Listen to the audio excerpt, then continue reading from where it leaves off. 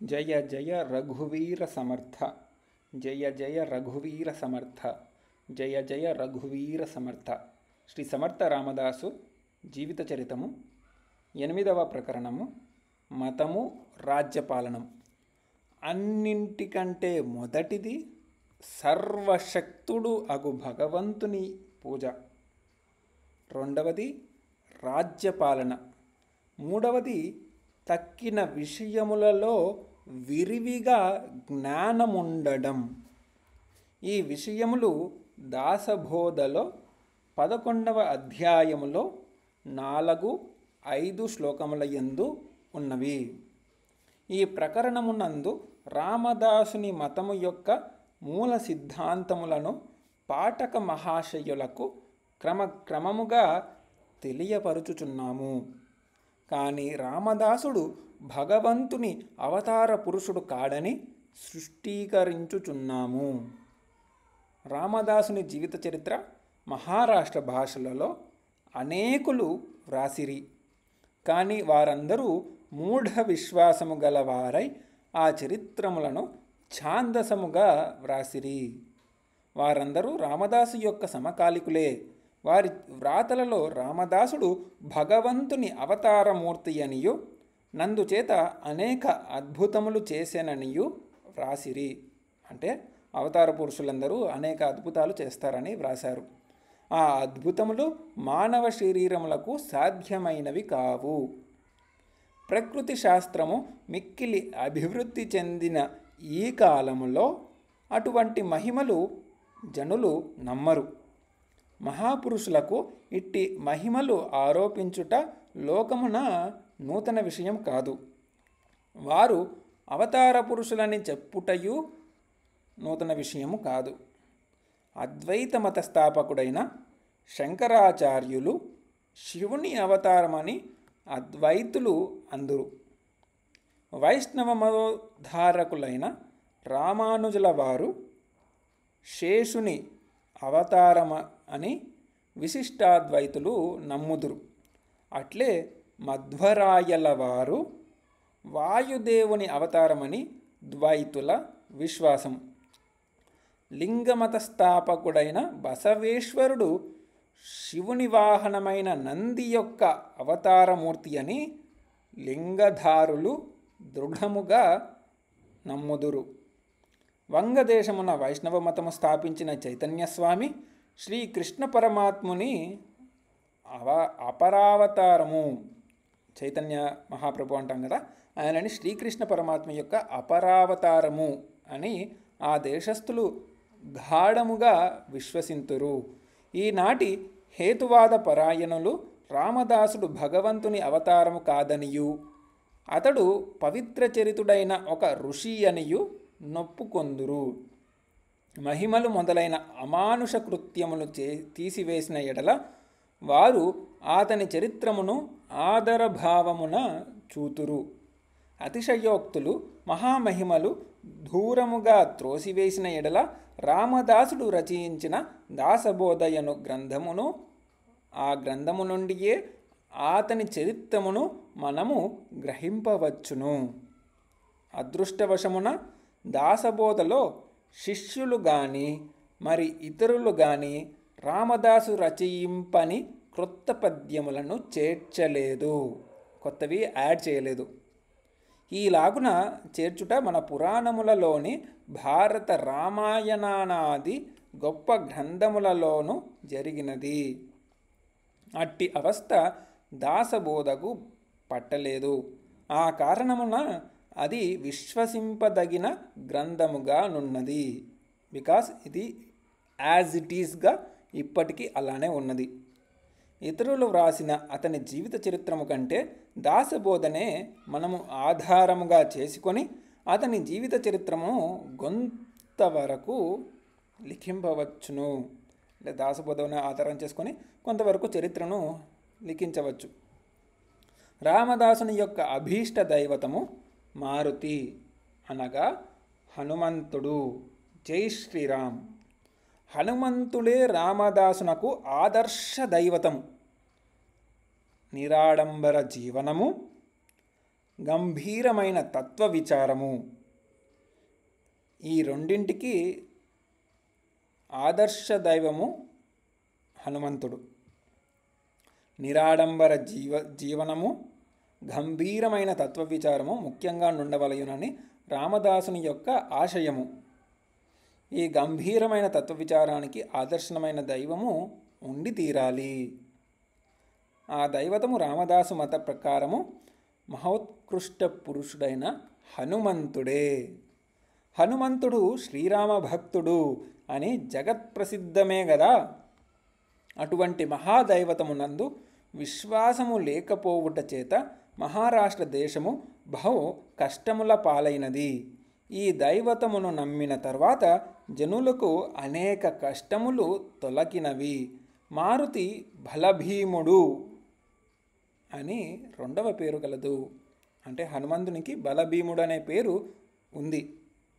ఈ దైవతమును రామదాసుడు 12 సంవత్సరాలు ధ్యానించి తుదకు మారుతిలో లీనములై ఉన్న మహాశక్తులను కొన్నింటిని తన యందు సంక్రమింప చేసుకొనెను. అంటే హనుమంతుని శక్తులు రామదాసుని యందు నిక్షిప్తమై ఉన్నాయి. జనులకు మహోత్సాహ భరితులను చెయ్యవలసి వచ్చినప్పుడు మారుతియే పరమదైవతమని జనులకు బోధించెను. అతడు దుష్టజన భయంకరుడని, మహాభక్తుడని, గొప్ప మేధావి అనియు లోకమెరుంగును కదా. హనుమంతుడు మనకు తెలిసినదే కదా. ఆయన దుష్టజన భయంకరుడు, మహాభక్తుడు, గొప్ప మేధావి. పిల్లలకు భూత భేతాల పిశాచములు సోకకుండా హనుమద్విగ్రహము చెక్కిన బిల్లలు బిడ్డల మెడలలో వేలాడుచుండుట మనము ఎరుగుదుము. ఇప్పుడు కూడా మనము హనుమంతుని లాకెట్ అనేది వేసుకొని ఉంటుంటాం. శ్రీరాముని వలన యోగ విద్యను హనుమంతుడు ఉపదేశము పొందినట్లు సీతారామాంజనేయము అను గ్రంథములో నున్నది కదా. భారత యుద్ధములో కౌరవులను జయించుటకై అర్జునుడు తన ధ్వజము మీద హనుమంతుని విగ్రహము నిలుపుకొనినట్లు మహాభారత యుద్ధ పర్వములో అనేక చోట్ల చెప్పబడి ఉన్నది. ఒక జాతిని బల సమేతముగాను మహోత్సాహవంతముగాను చెయ్యుటకై అతని ఎందే శక్తి కలదు అని రామదాసుని నమ్మకము. ఆ దేవుని యొద్ద 3 శక్తులు కలవు. అవి ఏవనగా 1 దేహశక్తి, 2 మనశ్శక్తి, 3 ఆత్మశక్తి. మనం బాడీ, మైండ్, సోల్ అంటాం కదా. అటువంటివి హనుమంతుల వారిలో మెండుగా ఉంది. దేహంలోనూ మనస్సులోనూ ఆత్మయందు ఆయనకు విపరీతమైన శక్తి ఉంది. దుష్టభూయిష్టమైన ప్రపంచము దేహశక్తి వల్లనే లోబరుచుకోవలను గదా. దేహశక్తి లేని ఎడల జనులకు స్వాతంత్ర్యము గాని, శాంతి గాని, సౌఖ్యము గాని స్వప్న వార్తలు గదా. ఇతర శక్తులు ఎన్నియున్నను దేహశక్తి లేకున్నా అవి అన్నీ నిరర్థకములే. కానీ దృఢమైన మనశ్శక్తి లేకపోయిన ఎడల ఈ దేహశక్తి కేవలము పశుబలముగా పరిణమించను. దేశమును నాగరికముగా నుంచుటకు, క్రమపద్ధతిగా నడుపుటకు దేహబలముతో పాటు మనోబలము, జ్ఞానబలము కూడా నుండవలను. దేహబలము, మనోబలమే మానవ జాతి యొక్క అభ్యుదయమునకు చాలును అని ఈనాటి వారి నమ్మకము. కానీ పాశ్చాత్య మతమునకు మన ప్రాచ్యుత్తమును ఈ విషయమున విశేష భేదము కలదు. దేహ మనశ్శక్తులు ఆత్మశక్తితో కలిసియుండని ఎడల ప్రపంచము పశుబలమునకు అధీనమై నానా బాధలు పడవలసి వచ్చును. అంటే బాడీ, మైండ్, సోల్ అంటాం కదా. సోల్ అనేది ఇంక్లైన్ అవ్వకపోతే నానా బాధలు పడాల్సి వస్తుంది. అందుచేతనే ప్రాచ్య దేశస్థులైన మహర్షులు పరమోత్కృష్టమైన ఆత్మశక్తి మొట్టమొదటిగాను దేహ మనశ్శక్తుల అప్రధానములుగాను పరిగణించిరి. ఫస్ట్ ఈజ్ సోల్ ఎనర్జీ, తర్వాత మైండ్ ఎనర్జీ, దాని తర్వాత బాడీ ఎనర్జీ అనిగా పరిగణించారు. మారుతిని ఆదర్శ దైవతముగా పెట్టుకున్న ఎడల తమ దేశస్థులకు ఈ 3 శక్తులు చులకనగా అలవడును అని రామదాసుని యొక్క నిశ్చితాభిప్రాయము. అంటే మనకి సులభంగా లభిస్తున్నాయి ఈ 3 శక్తులు హనుమంతుడి ద్వారా. భగవంతుని ఆరాధనము మొట్టమొదట చేసి పిమ్మట దేశ రాజ్యాంగ విషయములు చూచుకొనవలనని రామదాసు బోధ. మన జీవితము ఈ 2 విషయాలతో కూడి ఉండవలనని అతని ఆశయము. మానవ కృత్యములన్నింటిలో మతము ప్రధానముగా నుండవలనని అనే మాట భౌతిక విషయ పరాయణులైన పాశ్చాత్యుల చెవికి మిక్కిలి వింతగా తోచవచ్చును. ఏలయనగా వారి బుద్ధి వినశ్వరమైన ఈ భౌతిక ప్రపంచమును దాటి ఎన్నడూ పోలేదు. దేహ మనశ్శక్తుల సహాయమున సౌఖ్యమును శాంతిని పొంది జీవితము గడపవచ్చునని వారి నమ్మకము. వారి మతము యొక్క అసంపూర్ణ స్థితి దృష్టిగోచరములైన పదార్థముల మీదికే గాని మరణానంతర జీవితము యొక్క స్థితిని గూర్చి వారికి ఆలోచన లేకపోవుట చేత, అటువంటి ఆలోచన పోకపోవట చేత వారు అట్లు నమ్మారు. కానీ ప్రాచ్య దేశస్థులైన మనము మతమే ముఖ్యముగా చేసుకున్నాము. ఇప్పుడు ప్రస్తుతానికి మనము మతమే ముఖ్యము అన్నట్టుగా చేసుకున్నాము. మతమునకు రాజకీయమునకు సంబంధము లేదని పాశ్చాత్యుల అభిప్రాయము. మన వారికి అట్టి అభిప్రాయం లేదు కదా. అందుచేతనే గాంధీ మహాత్ముడు జాగ్రత్తతో అహింస, సత్యము మొదలైన మతధర్మాలను రాజకీయ విషయములతో కలిపెను. హిందువులకు మతమే ప్రధానము. బిడ్డ పుట్టినప్పుడు జాతకరణ, నామకరణాది కర్మలు మతముతో సంబంధించి ఉన్నాయి. పుట్టినప్పుడు కొన్ని ఆచారాలు మనకి చేస్తాము, అవి మతముతో సంబంధించినట్టుగా ఉంటాయి. మనుజుడు మృతి నొందినప్పుడు ఉత్తర క్రియలు మతముతోనే కలిసి ఉండును. అది సమాధిలో పంపడమా లేదా దహనం చేయడమా అనేవి కూడా మత సంబంధంగానే ఉంటాయి. వివాహాది శుభకార్యములు కూడా మతమును విడిచి ఉండవు. పరాయి మతాన్ని మనము వివాహం చేసుకునేటప్పుడు కూడా స్వీకరించలేము. దీనిని బట్టి మన ప్రాచీనులు మతమునకే ప్రాధాన్యమిచ్చిరని తేలుచున్నది. అందుచేతనే రామదాసుడు లోక వ్యవహారముల కంటే మతమునే ముఖ్యముగా నెంచెను.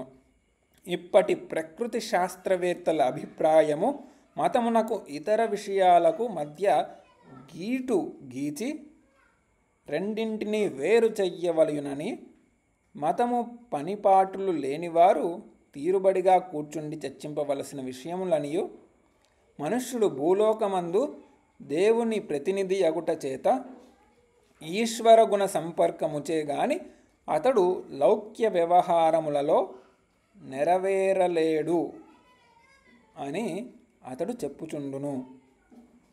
3 శక్తులు కలిసియున్నప్పుడే మానవుడు తన లోపల శత్రువులను, పై శత్రువులను జయింపజాలునని అతడు పలుమారులు చెప్పుచుండును.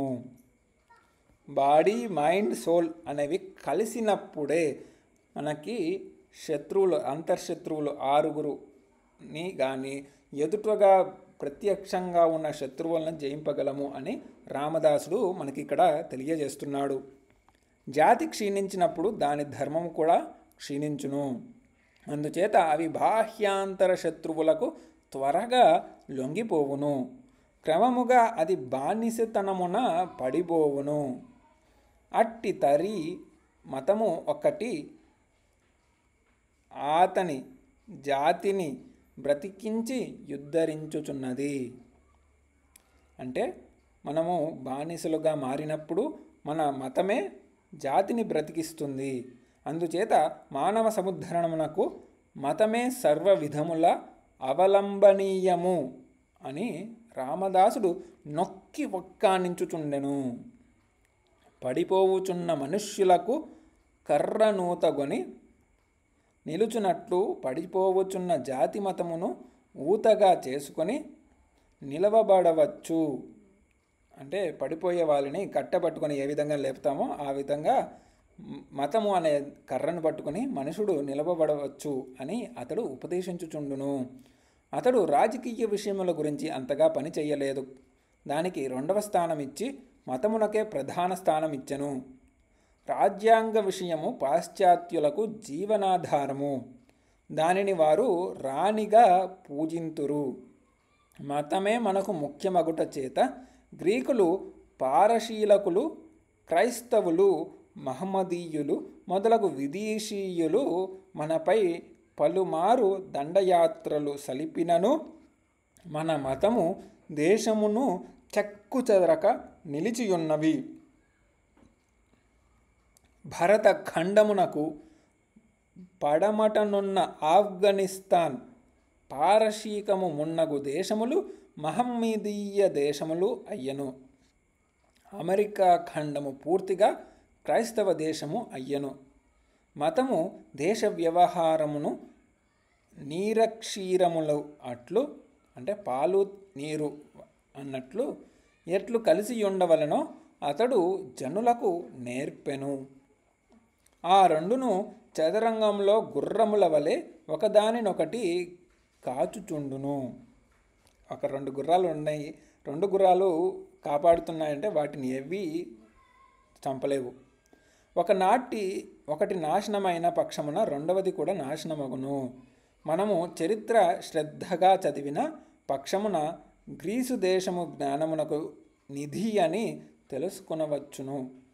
ఆ జ్ఞానము క్రమక్రమముగా రోము దేశమునకు, అటు నుండి ఇంగ్లాండ్ దేశమునకు, అటు నుండి అమెరికా దేశమునకు వ్యాపించెను. నేటి కాలమున జపానీయులు ఆ జ్ఞాన వృక్షమునంటు గట్టుకొని తమ దేశమున నాటుకొనిరి.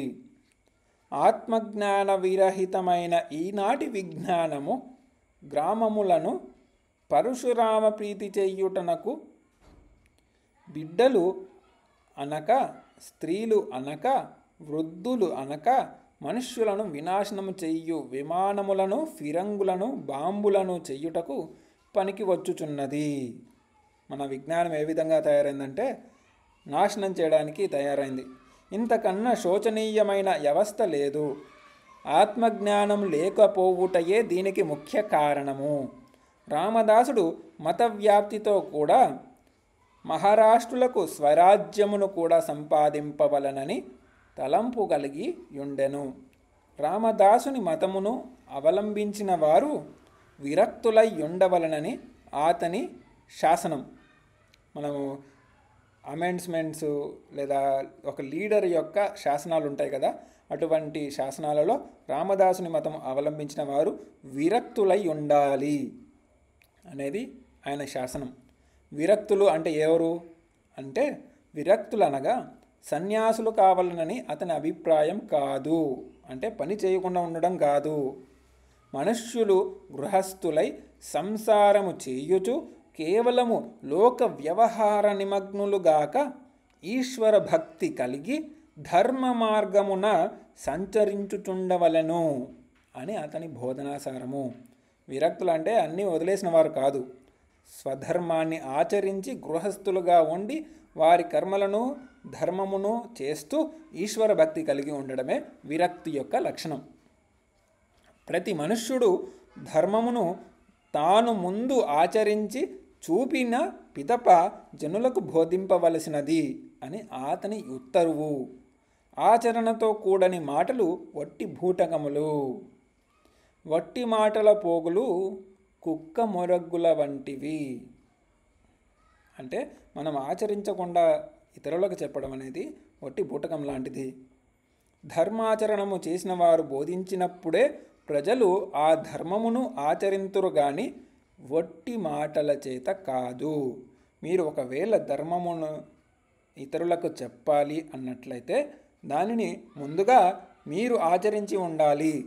ఇది మనం చూస్తున్న విషయమే. ముందుగా ఏదైనా ఒక మాట చెప్తే ముందు నువ్వు ఆచరించబోయి అంటాము. అదేవిధంగా మనకు రామదాసుడు ఈ విధంగా హెచ్చరిస్తున్నాడు. Just do it before teaching it, do it before teaching it అని రామదాసుని బోధ. श्री सच्चिदानंद समर्थ सद्गुरु रामदास महाराज की जय। जय जय रघुवीर समर्थ। जय जय रघुवीर समर्थ। जय जय रघुवीर समर्थ।